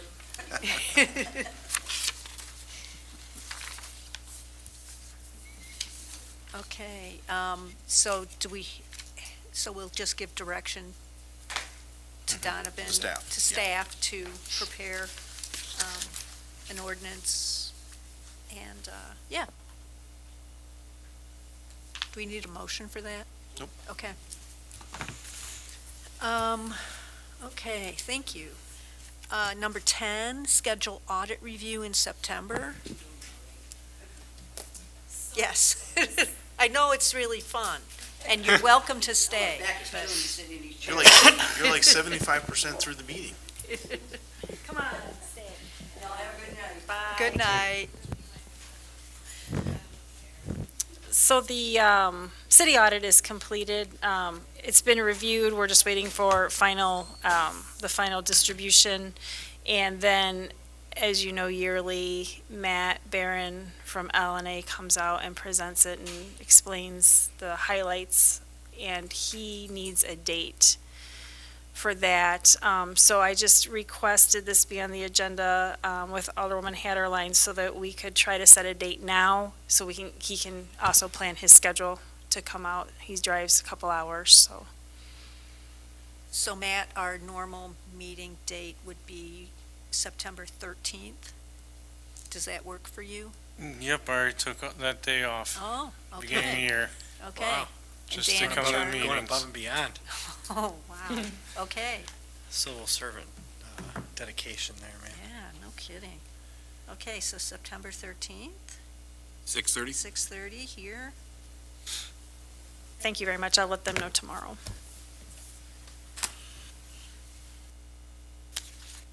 Thank you. Would it be possible to make it 6 instead of 6:30? Just because the gentleman's driving for 2 hours? Yeah, he comes from about an hour and a half away, Okay. so I think, yeah, either way, he's, I just throwing it out yeah. there. I mean, I can meet at 6, but, 6 is tough for you, isn't it, Dan? yeah, It's Oh, tougher, but that's I right. mean, enough time ahead. I don't know. He's coming if from what, 100% yet. Naperville? Yeah, he's on the other side there, down, I think he's more by Wheaton, but yeah. I think he'd be okay either way. I mean, if we need to move it up, just let me know, and I'll see if it's possible. I Okay, don't know 100%. So If anything, I 6:30 might show for up now? late. well, I'd rather not do that. I mean, it sounds like 6:30 is probably fine. Thank you. Yeah, thank you. Number 11, non-disclosure agreements. This is a new topic. Yeah, Can we sign an NDA about talking about NDA? yeah, so that we don't talk about anything that, we talk about here. So we had a very nice memo, I hope everyone read, from TJ. So TJ, did you want to? Yeah, I mean, I don't have much to add other than what we put in the memo. I mean, it doesn't come up a ton in most of the clients that we represent. The biggest thing is that, you know, as a government employee or elected official, you're subject to FOIA. So regardless of what an NDA says, if FOIA says it gets disclosed, it gets disclosed. So as long as an NDA lays that out, you know, we don't have a ton of issue.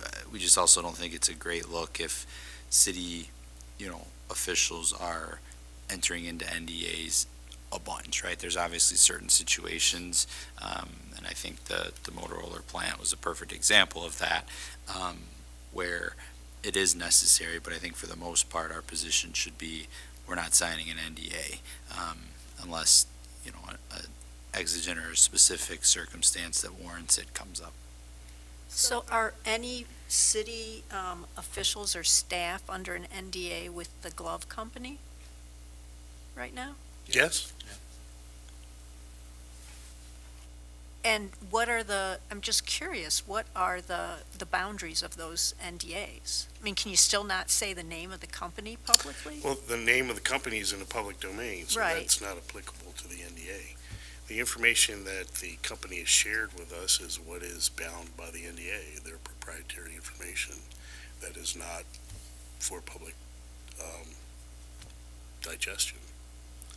So there's no information that they have shared with us that I think binds the city to any agreements or anything. It's simply their information they've shared with us about what they plan to do. Until the city has some kind of, or there's a request for public funds, at that point, that would be Or zoning approval? zoning approval, which is all open meeting. Which they did provide the necessary information in order for this committee, or sorry, was it this committee? No, it was Community Development, thank you, to proceed with making a decision on giving a conditional permit. So that kind of information they've not withheld. Well, the staff can't give a conditional use permit without a hearing. Right. Okay. So are they going before the zoning board for a conditional use permit? If they seek one, they would have to, yes. Okay. Okay, and that would be a public It would, yeah. hearing, and they would, okay.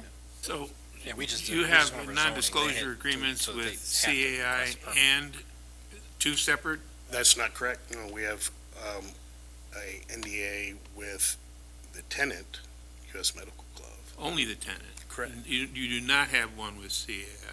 Do not. Okay. Now, they issued a press release last month stating that they purchased the facility. They did not release a press release. That's a It was news- on their website. It was on U.S. Glove's website, is where I saw it. That was a news article Thank that was posted on their website from WREX, I believe.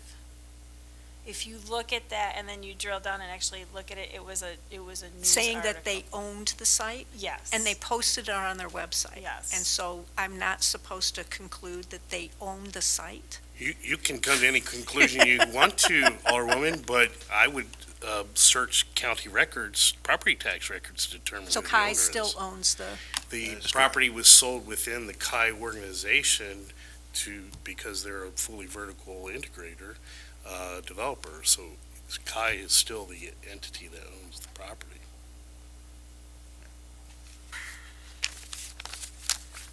Would you like me to pull up the, no, oh no, I believe you. I'm just, less than impressed with. I always like to see visuals. I'm happy to pull it up for you. I am. Go to the big board. Since we're talking, Unless you had your iPads, then you can. since we're see on talking about the tenant, and we're kind of on the subject, has there been any more discussion about scheduling of, a tour, like the on-site? There has been discussion, they have not set a date. Do they have like a month that they're looking at doing that, like kind of? No, and we're, on the city side, we're being a little bit on sticklers as far as making sure that their fire suppression system is complete. And we have not received verification that the fire suppression system is up to standard. Do they, Yeah. they don't have a certificate of occupancy They yet? do not, and they have not been producing anything yet. Okay. That's how they get it. I mean, it's a good point to make, considering that was one of the major stickler reasons as to how the property got sold in the first place. Kind of need to be on top of that, and I know Matt won't let it go unless we are. Can't see the document. Now, when I spoke with, can't remember his name, but one of the guys there, their legal guy, Their legal guy. yeah, Barney Is it Barney Gil? Papp? no, not the attorney, but I think his name's Gil, With who? at US Glove. Oh, Gil. Okay, Gil. yes. He said that to go on a tour there, that you would have to sign an NDA. That is correct. That's correct. And that would be for anybody, citizen or not. And so who is drafting that NDA? Who is our attorney drafting that? No, that's their NDA.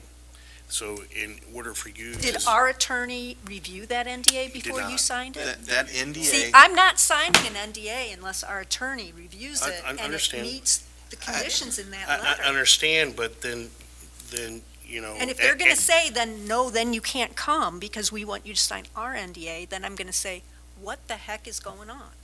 Well, I think any you have company to- has the ability to require you to sign an NDA to see their facilities. There's, If I can step in for just one moment, okay, whenever you file a patent, okay, or trademark, all that information is public. There's also proprietary information. That is held within the company, is considered just as good as patent law, but is not subject to public information. The NDA covers proprietary information. It prevents anybody, including competitors, from just taking a tour and then copying everything they see. That is why the NDA is not about whether we can speak, it's what we have seen inside the building pertaining to their product. That is what their emphasis Right, is then on why the was NDA. there all of this dancing around of not being willing to say their name when that was in the public domain? Until it was official.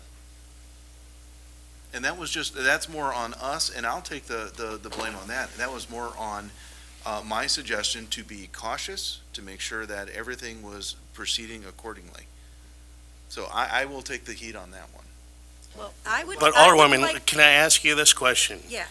If you are a homeowner that has an investment property that you are going to rent to a renter, Mhm.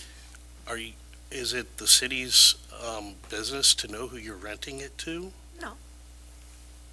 Why is it the city's business to know who the tenant of a particular property, commercial property? Well, once they're advertising for jobs. I understand that, Yeah. but that's aside from the fact that But then to that say you're- that the you're reason that you're requiring- not saying who you know it is because you've signed an NDA indeed, that indeed, that our legal counsel didn't at that review. time, the tenant did not want it disclosed to the public that they were only going on to. Indeed. just to clarify, my recollection is different. My recollection is that we did review the NDA and that we specifically had language added, as we talked about in this memo, that like the NDA couldn't apply to information that would have to be disclosed pursuant or, by operation of law, specifically FOIA. So my recollection is that we did review that. The other thing is if you receive information, and let's say it is the name of this entity, and you're claiming it's in the public domain, there may not be a dispute on that, but if the person that you executed this contract with is saying that they didn't put it in the public or that they don't think it's in the public domain, the risk of a public official that's entered into this NDA disclosing that, like the risk reward isn't worth it to disclose it at that time. If it's already technically in the public domain,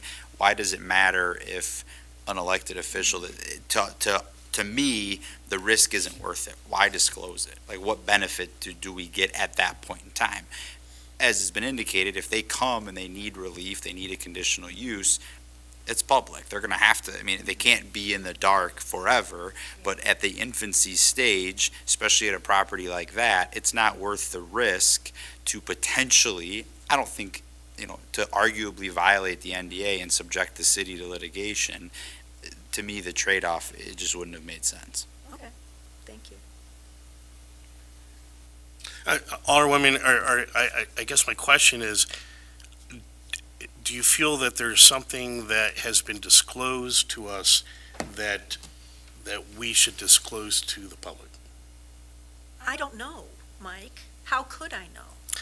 That's a fair comment. I can't know. But what I would say is, and I would have to sign an NDA with indeed, the company indeed. to find out. Yes.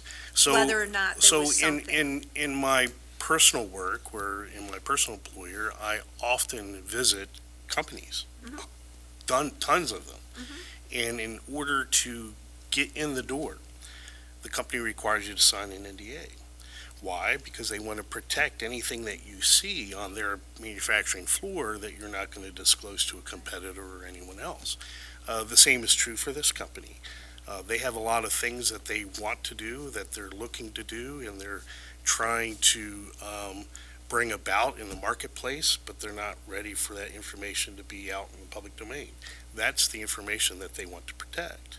And so in order for us to engage them, to understand how the city can partner with them and what the city might be able to do for them, required for them to disclose to us the information that they want to do and what their business plans are. Yet at this time, none of that information is information that we should disclose to the public, because the city has not given them anything that would require us to do so. So in other words, at this time, all they have done is explain to us what their plans are for the most part and how they conduct their business, but none of that is beholden to hold the city to give them anything. So they've not asked for anything. The only thing that's remaining out there is a TIF district, which Kai had started that process. But that process has stalled for nearly a year now, waiting on them to provide their redevelopment plan. And indeed, they actually still have an outstanding balance that they have to pay to the city in order for us to move forward, because they haven't come current on what they owe the city. So at this juncture, that's Kai. That is Kai. So the owner of the building is the entity that would move forward with a TIF. Now, I think that they're going to ask the tenant to take over that process. If that does happen, and they proceed with a TIF or request a TIF, that becomes public domain by the sheer fact that it has to be public hearings. So no information that needs to be provided to the public when it comes to these things will be withheld. That would certainly go out into for this body to make whatever decisions they need to make. But at this juncture, there's not been any ask from them that require this body to make a decision based on the information they don't have, because there's not been an ask. I have a question. Does the NDA itself contain any information that shouldn't be disclosed? No, it does not. Is there any reason why that can't be something that is? I think the actual NDA itself could certainly be viewed by. See, I'm more interested in the future than this thing. I really am. And just to make sure that, that there's some plan for the future. And I'm pretty confident there's nothing going on here at all. it creates a cloud of nefariousness because people don't understand what the tool of an NDA So provides. let's take a step backwards and say that, okay, you're presented and you negotiate an NDA. I mean, you haven't signed it yet, but you've talked to them, you kind of agree with what's going on in that NDA. And there's nothing actually proprietary in the NDA itself. So maybe that would have been a time to let the city council know what's going on, that you entered into an NDA. You can't disclose what's in it, but here it is. Here's what it says. And perhaps, we could even get to the point of some discussion of what else should be in there as a city council. I see no issues with That's doing. the kind of thing I'm after. I just I want to agree. make the process Yeah. more open, because I completely understand the need for keeping certain things under wraps. And then, and those kind of statements that you put in there, like, if this has anything to do with, incentives to the company, renter or landlord, you can't deal with it. You can't be in the NDA. It has to be discussed openly, and it has to be part of the FOIA system. So that's what I'm looking for. I think is is there some policy we can come up with, and Thought the memo was really good in laying out. yeah, but it Yeah. was, and the other thing though, the paragraph I'm most interested in, you said the least about, and that's the last one. Additionally, no employee or elected official is able to bind the city to an NDA that could only occur by city council action. So it's kind of important, I think, that you include the city council in the actual creation of the NDA.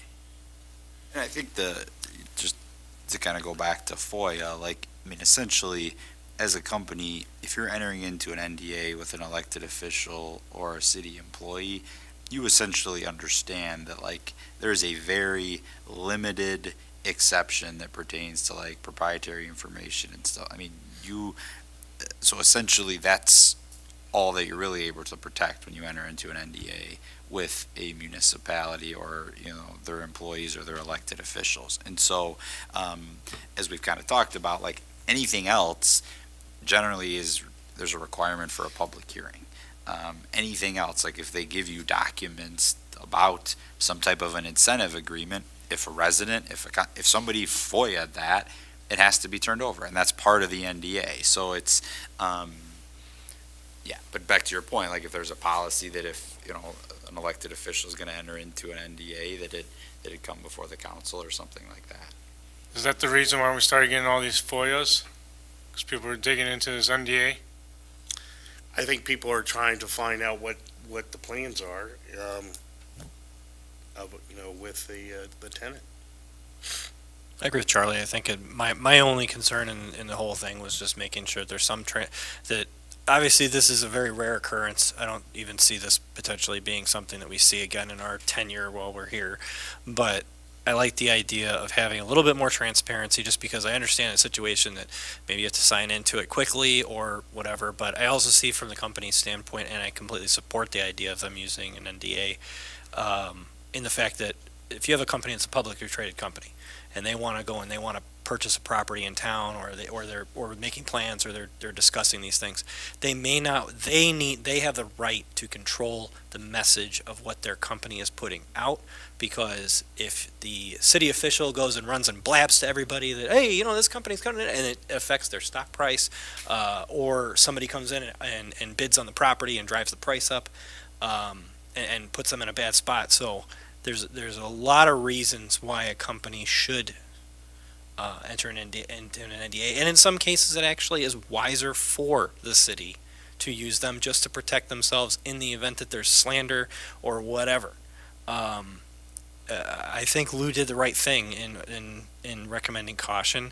I think TJ is right too, that it's not worth it in this scenario, but a little more transparency would be great.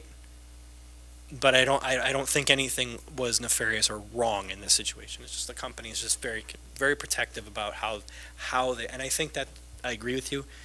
It was kind of iffy that we can't talk about it, but then they're publishing things. But from their standpoint, they're controlling how their messaging is being revealed to the public, and I think that they are justified in that, because it's their business and it's their reputation that they're trying to protect. So I see both sides. I think they're okay. So what's the process for getting a policy or whatever it would take to require that before entering into an NDA, that any public official? You just direct staff to draft one, and we'll review it with the city's attorney, and then come back with it. Okay. So in the near future, we're going to be doing meet and greets with local businesses, and a big goal of that is to meet with our manufacturers. More for city attorney here, should I, when I set up these meetings, ask if there'll be an NDA, get a copy of it, give it to you, look it over before we arrive, so we don't show up and they throw an NDA in front of us and we run away? Yeah, it's not a bad idea to be proactive about it. That way you're not wasting time going out there and then getting hit with an NDA, that you're not going to be comfortable signing.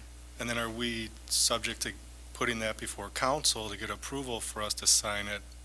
Just because the timeline now to get in front of a manufacturer, do a tour is, I would think that if it's an NDA for, like, let's say you're touring a facility and they obviously don't want you to see their manufacturing process, like specifically how Pet Dine makes their dog food or something.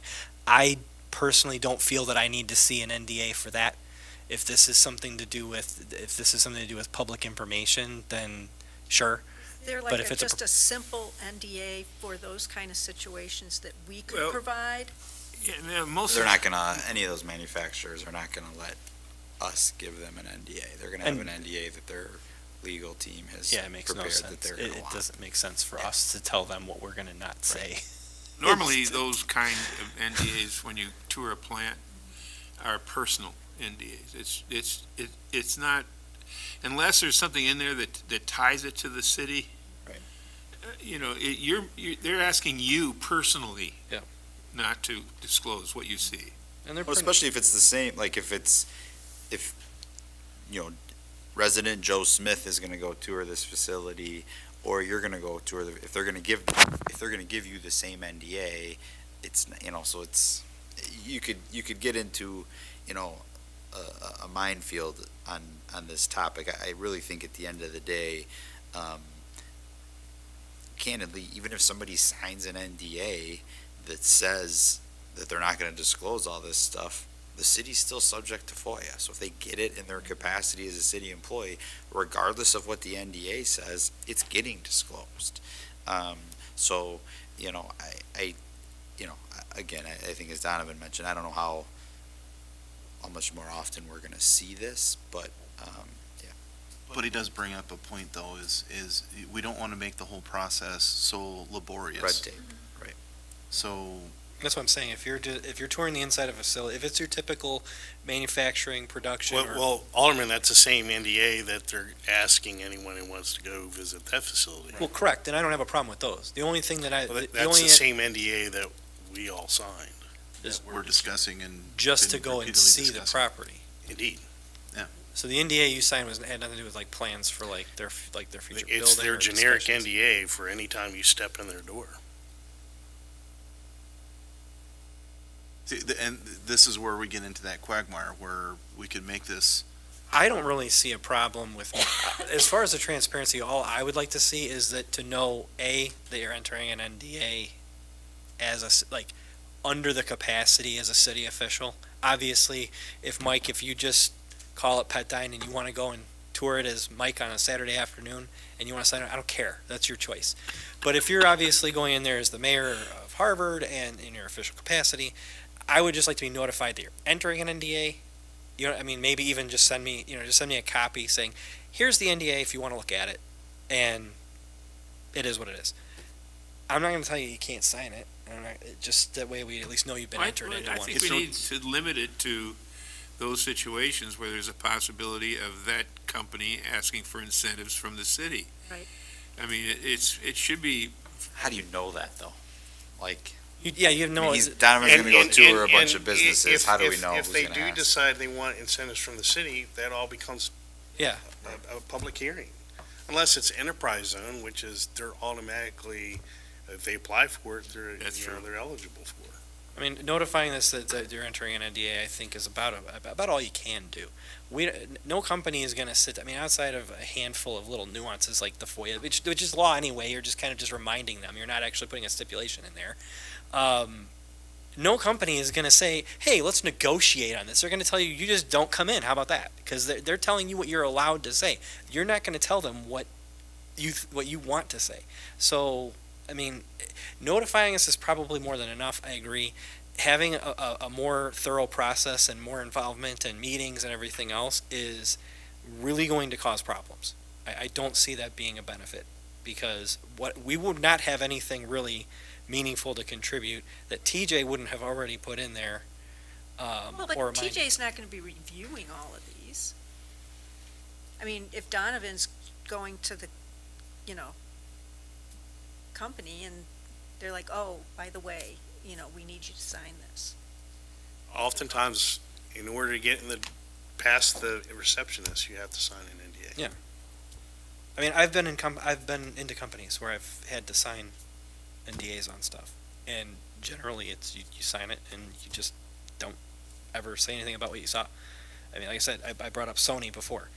To literally walk into the facility, past the reception desk, you have to sign an NDA, and there's 20 or 30 different initials, and you have to sign a ton of paperwork, because every single thing in that building is subject to that NDA. Every poster, every DVD, every box, anything you pass, because everything you're dealing with is copyrights with hundreds of companies around the world. Be a firefighter and you go in emergencies and you get to see it done. There you go. But policy. I'm not kidding, because you could literally walk into the building and they're in the middle of So you want us to manufacturing be arsonists? a video game or a movie or something that hasn't been publicly disclosed that it's being released yet, and you say something, you can be sued to the end of the earth. And again, you're dealing now with copyrights, registered trademarks around the world in one facility, just what you're walking by. That's not, I mean, Mike's manufacturing. It's all proprietary. You could, if they didn't have these, you'd have people walking around saying, "Oh, I'd like to tour your facility," walking around with a little pin camera in their hat, just recording everything, and there you go. So, I just ask, let us know that you're going to enter one, and if you can send a copy, that's great. I'd be happy with that. And that could be, like I said, we'll try to draft something that leaves a little bit of room to be able to operate, so it's not as stringent, not as laborious, and included in there something like, whenever I send some information around, I always say, this is for informational purposes only, this is what's going on. I could include that in our verbiage. Or if we're going to go to a site like that, like we're going to do a tour, we're going to do if they're going to require it, let us know in advance, maybe send us a copy so we can review it, so we don't, like you said, walk in the door and it's in our face and we got to figure it out. That's enough for me. At that point, we're not progressing anywhere, going any further than that, to be honest with you. So should there be a policy or not? I don't know, Dan just flipped on me, so I'm not sure. I'm with you. I just feel that Well, at least having being the direct informed is staff about to being informed Create is about. something small and see what It we doesn't got hurt for us it. it doesn't hurt staff to come up with something, Doesn't mean we have even to if it's go just with a it. general Yeah. guideline. I think we Maybe need better education on- we can find some division there that makes sense, that Right. I think that we can do that. So let TJ and I take a crack at it. Thank you. No NDAs is signing at You'll that be time. you'll do 90% of the work. It's fine. That is fine. Okay. And then after we're done with this, we all have to sign NDAs. We'll That's not right. talk about NDAs. Right. Okay, on to new business. Any new business? Just one thing, and it came in on Monday, just a heads up for your, Yep. for your information.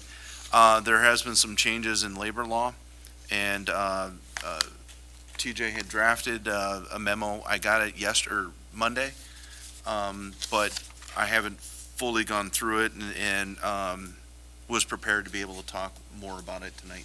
But it's just, there's some paid leave for all workers act that has come out and. Just for the part-time Yes, folks? so, Was it state or federal? state. Okay. So this will, Not that it matters. this is just a heads up for the next meeting that we'll have this discussion, or this topic on there. Library board's been discussing that for months. So, well, Because they have a lot of part-time. I got a date on here, it folks. says the 8th, so I just got this. Yeah. So. Oh, no. That is correct, he did just get it. Oh, I don't doubt that. But for them, it's a big deal because they have a lot of part-time. He's actually got an NDA about the date he received it. Yeah. Oh, boy, so you just violated it. Oh. Okay. Motion to adjourn? Moved. Fair motion. Second. All in favor? Aye. Thank you. City